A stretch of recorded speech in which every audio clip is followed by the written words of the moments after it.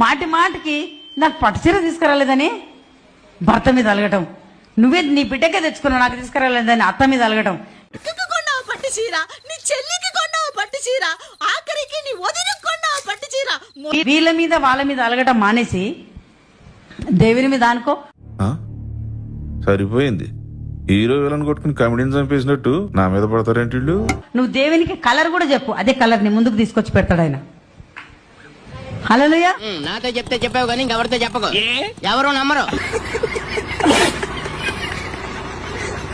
ఒకరోజు ఇట్లా నడుచుకుంటా, ప్రభా నాకు 200 అయితే బాగుండని ఆయన అనుకుంటా నడుస్తున్నా. ఈడ మాట్లాడుకుంటూ నడిచిన ఆ బాబు కాళ్ళ కాడ పడినాయి.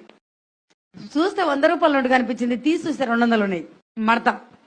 తర్వాత ఏటీఎం కాడికి పోయి ప్రార్థన చేసిన, ఏసిన వాళ్ళ దీంట్లో డబ్బులు వచ్చిన కాకని పలికిన. నా ఏటీఎం లో 270 రూపాయలు మాత్రం ఉన్నాయి.